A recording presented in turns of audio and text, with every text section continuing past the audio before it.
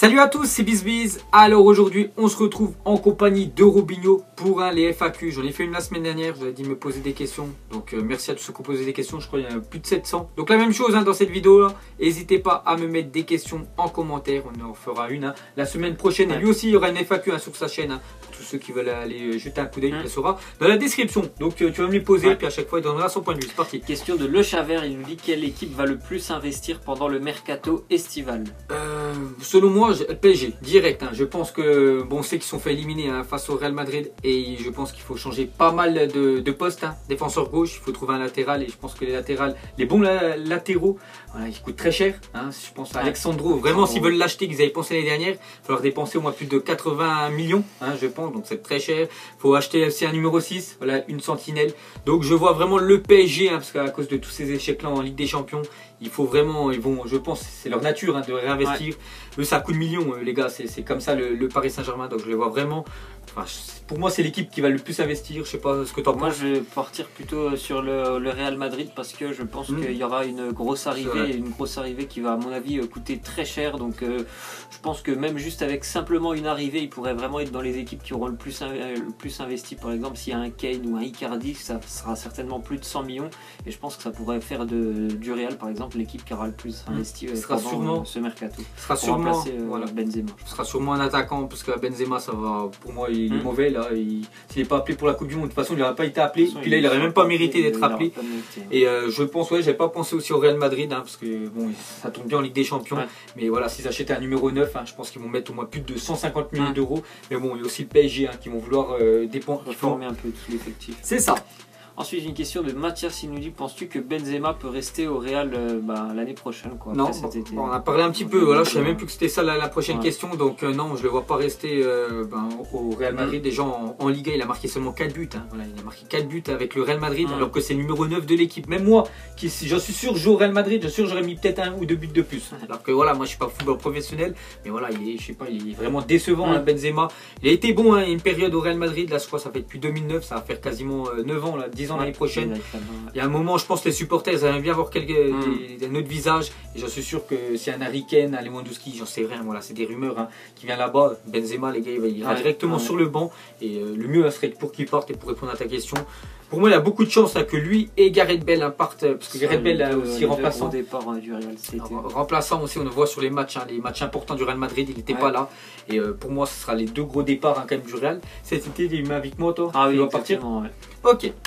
Une question de Aïcha, il nous dit qui va être relégué de Ligue 1 en Ligue 2, je pense. Donc on va commencer déjà pour moi Metz, le FC Metz qui est bon dernier de la Ligue 1. Ils avaient bien remonté en 2018 là, avec quelques victoires, puis là depuis ça va, il reste 10 journées, je crois qu'on est à 28e. Pour moi Metz ça va descendre. Sinon il y a Lille aussi qui sont mal embarqués. Après je les vois quand même se maintenir de justesse, tu vois, au pire passer en barragiste, tu vois, vraiment voilà, la zone. Sinon je vois aussi 3 descendre, je vois Metz 3 dans les deux derniers voilà, de la Ligue 1. Et sinon le barragiste ça joue entre peut-être Angers et Lille, voilà, des équipes là. Pour là, ce que je dirais moi, à moins de 10 journées de la fin. Moi je vais partir exactement sur les 3 que tu viens de citer, mais je pense que Lille va vraiment descendre. Ils auront pour moi ils n'auront pas de place de barragiste. Je vois 3 aller chercher une place de barragiste, vraiment lutter avec Amiens, mais je sais pas, j'ai l'impression qu'Amiens va réussir à s'en sortir cette année aussi, par rapport à cette équipe troyenne. Donc franchement les 3 que tu as cités et Metz qui pour moi est déjà pratiquement condamné, donc les 2 autres, Lille et 3 aussi. Ok. Ensuite, une question de Hamid, il nous dit selon toi, quelle est la meilleure équipe entre le Barça de Guardiola et le City de Guardiola? Donc bonne question de Hamid. Donc déjà le Barça de Guardiola, il a déjà prouvé que c'était une très grosse équipe parce qu'il avait fait le triplé, je sais plus, c'était en 2011, 2012. Je me souviens plus exactement l'année, mais bon, le triplé les gars, c'est la Coupe du Roi, la Ligue des Champions, la Liga, il a gagné tout ça et c'était une équipe qui jouait très bien et qui marquait beaucoup de buts. Rouleau compresseur, je me souviens, le Barça de Guardiola.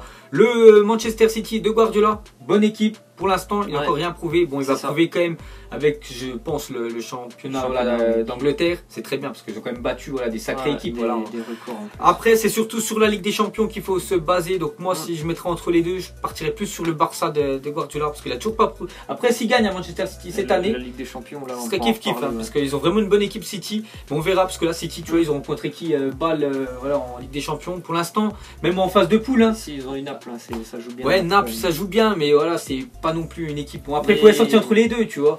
C'est pour ça qu'ils sont arrivés premiers. On peut le dire aussi qu'ils sont en première ligue. Ils ont Chelsea, ils ont Arsenal, ils ont United, ils ont Liverpool en face et ils sont 15 points devant. Donc il faut aussi dire ça quand même. D'accord, mais moi je miserais plus, enfin pour voir mon point de vue sur la scène européenne. Et voilà, le Barça a gagné une Ligue des Champions. Manchester City n'a toujours pas gagné. On verra cette année, vraiment au tour d'après, voilà, parce qu'ils vont passer en quart de finale, ils vont rencontrer équipe. Parce que c'est un petit City-Barça, un City-Real Madrid.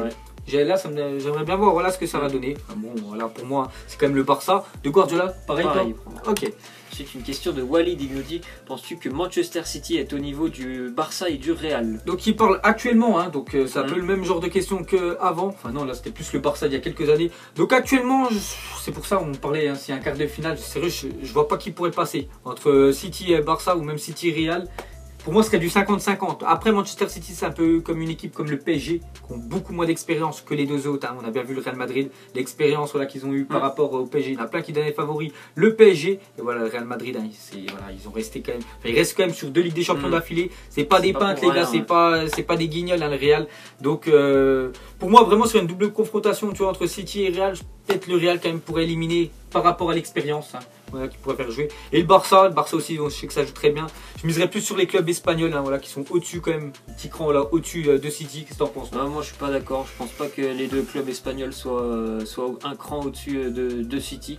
Après, c'est sûr qu'au niveau de l'expérience, les deux clubs espagnols, ils ont beaucoup d'expérience sur les compétitions européennes. Mais au niveau du jeu, je pense que si on parle des 3 équipes, City est largement supérieur. Largement, hein, je le dis par rapport au Real, ils sont largement supérieurs au niveau du jeu. Et par rapport au Barça, c'est un peu plus équivalent. Mais après, voilà, ça se vaut parce qu'il y a d'un côté, il y a de l'expérience, l'autre, il y a le jeu. Et franchement, ça serait vraiment des matchs indécis. Hein, c'est entre ces 3 équipes. Et je suis sûr qu'il va y avoir des belles affiches en quart de finale. Et ces 3 équipes-là peuvent gagner la Ligue des... De toute façon, c'était on peut dire mes favoris. Il y avait PSG aussi que j'ai rajouté dedans. Bon, après le PSG, on rencontré une très grosse équipe, voilà, qui les a alignés, c'est le Real Madrid. Et ça sera une des 3, hein, je pense, qui remportera cette année la Ligue des Champions. C'est une question de Nas. Il nous dit: tu penses que Ronaldo vaut plus cher que 356 millions d'euros? Donc, il a mis 356, d'accord. Donc, pour moi, non. Ronaldo, les gars, là, il est de l'année 1985. Donc, il a 33 ans. Donc, il est en fin de carrière, les gars, Cristiano Ronaldo. Et il vaut pas aussi cher. Hein. Donc, déjà, Neymar, qui est beaucoup plus jeune, hein, je crois, il est 92. Donc, lui, il vaut 222 millions d'euros. Bon, parce que peut-être le PSG l'a acheté un petit peu cher. Ronaldo, actuellement, vraiment, s'il partirait, je pense qu'il pourrait, il partirait toujours plus de 100 millions d'euros, parce que c'est quand même une marque, hein, Ronaldo. Voilà, si tu le fais venir dans ton club, il te vend des maillots. Voilà, tous les sponsors, hein, bien sûr, vont essayer de renégocier tes contrats, de donner plus d'argent. Mais bon, voilà, Ronaldo, actuellement, je pense qu'il va valoir vers les 130, 140 millions d'euros, ce qui est déjà très bien pour un joueur de 33 ans. Hein, je pense que c'est le seul. Hein, c'est le seul, peut-être avec Lionel Messi, qui a 30 ans. Mais 356 millions d'euros, pas du tout. Hein, non, pas 350. C'est beaucoup, voilà, c'est beaucoup trop cher. C'est une question de Sloptex. Il nous dit: penses-tu que Messi entraînera le Barça ou l'équipe nationale d'Argentine? Et l'équipe, donc ça veut dire les deux. Ouais. Après sa carrière. Pour moi, oui, je suis sûr que Messi, il va finir sa carrière peut-être dans 5-6 ans, j'en sais rien exactement. Et après, il va se laisser quelques années tranquille. Puis il va vouloir retourner dans le foot. Et moi, ce que j'aimerais bien, c'est voir Messi, entraîneur du Barça. Ronaldo, je suis sûr, lui aussi, les gars, il va se laisser quelques années de repos. Et après, il va commencer passer ses diplômes comme Zidane. Et sur Ronaldo, il entraînera un coup le Real Madrid s'il devient entraîneur. Et voir des classicos entre les deux entraîneurs. Avant, c'était joueur, c'est la compétition, et en entraîneur. Ce serait vraiment magnifique. Et l'Argentine sera pareil. Hein. Je suis sûr qu'un jour, il entraînera Messi. Bien sûr, s'il devient entraîneur, il entraînera les meilleures équipes. Un peu comme Zidane. Hein. Voilà, actuellement, il est au Real Madrid. Et dans quelques années, je suis sûr qu'un jour il sera sélectionneur. Et j'aimerais bien, hein, parce que Deschamps, j'espère juste après la Coupe du Monde qu'il se barrera, mais bon, il a signé son contrat. Bref, on s'égare du sujet du invite-moi, toi. Non, franchement, je vois pas du tout Messi entraîneur. Moi, tu m'as dit Ronaldo. Ronaldo, oui, franchement, je le vois bien entraîneur, mais Messi, je ne l'imagine pas du tout entraîneur, donc je suis pas du tout sûr qu'il finira entraîneur. D'accord. Ensuite, une question de Edinson Neymar. Il nous dit: Martial titulaire en équipe de France pour la Coupe du Monde? Tout de suite là, en mars, là on est début mars. Non, moi je dis non. Toi? Non, moi non plus. Non. Ok. Coutinho a-t-il bien fait de signer au Barça? Ouais, moi je dis oui. Il voulait changer de club. Le Barça, pour moi. Hein, grosse progression quand même pour lui. Il est supérieur, Barça supérieur à Liverpool, hein, il est titulaire. Voilà, actuellement, il commence à trouver vraiment de place dans le jeu de l'équipe. Ouais, donc oui. Moi aussi, pareil. Et est-ce que Neymar va jouer la Coupe du Monde? Oui, bien sûr qu'il va la jouer, les gars. Bon, il est blessé encore pas pendant 2 mois. C'est grave non plus hein, ce qu'il a. Enfin, la Coupe du Monde, c'est dans 4 mois. Il a le temps de revenir et je pense qu'il peut-être il fera 1 ou 2 matchs avec le PSG en fin de saison. Mais surtout, lui, l'objectif, maintenant qu'ils sont éliminés, le PSG, les gars, il ne veut même plus jouer. Hein, même s'il joue plus avec le PSG, c'est de jouer la Coupe du Monde. La Coupe du Monde, les gars, ça n'a rien à voir avec le championnat français. Ensuite, une question de I Love Football. Il nous dit c'est quoi ta musique à la fin des apps images parce que je l'adore. Donc, c'est vrai qu'il y en a beaucoup qui m'ont demandé ça. Donc, c'est tout simplement Naps, hein, N-A-P-S, recherché. Voilà, parce qu'il y en a beaucoup qui m'ont dit ça. Parce qu'en fait, tous les 100 apps images, je change la musique de fond. Puis là, enfin, de fin plutôt. Donc là, j'ai mis Naps, hein, voilà. Donc, c'est un petit extrait de sa musique. Ensuite, une question de Rames Rodriguez. Il nous dit pensez-vous que Neuer va jouer la Coupe du Monde et à quand votre match sur FIFA? Donc déjà Manuel Neuer, non je le vois pas jouer la Coupe du Monde, donc il est blessé quand même depuis avril dernier et je pense que le gardien numéro 1 ça sera Ter Stegen, le gardien du Barça qui est très bon. Je sais pas s'il met, après je sais pas ce qu'il fera Joachim Löw, mais moi je mettrais Ter Stegen qui a vraiment qui a joué pendant une année. Il a joué, il a été très bon en plus. Et surtout il est très bon avec le Barça, donc pour moi ce serait lui le numéro 1, Neuer deuxième, mais bon si Neuer aurait joué avec le Bayern il aurait été 1, bon après c'est mon point de vue. Franchement je sais pas du tout où elle en est sa blessure parce qu'il devait déjà revenir il me semble début janvier, je sais pas, j'en entends plus parler donc il doit certainement être encore blessé Neuer et franchement je suis pas sûr qu'il va regagner sa place hein, parce qu'en Allemagne déjà ils ont pas beaucoup de journées, ils ont 2 équipes de moins dans le championnat donc c'est compliqué de revenir et de revenir au bon niveau pour Neuer, donc il sera certainement sélectionné mais gardien numéro 1 je suis pas sûr qu'il sera gardien numéro 1 pour la Coupe du Monde. Et à quand votre match sur FIFA? On verra, on essaiera de vous programmer ça, c'est vrai que ça fait longtemps qu'on l'a dit, on le fait pas mais on va essayer de faire ça.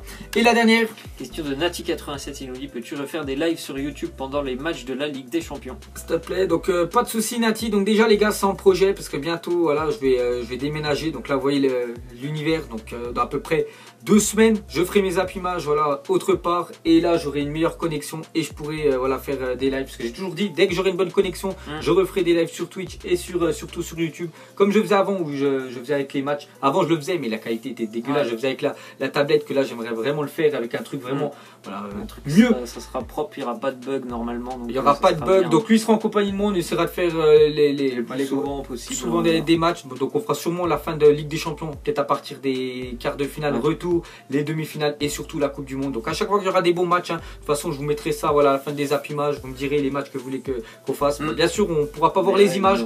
Parce que c'est interdit de montrer les images des matchs hein, sur YouTube, sinon je me fais bannir la chaîne, hein, les gars, je suis pas con.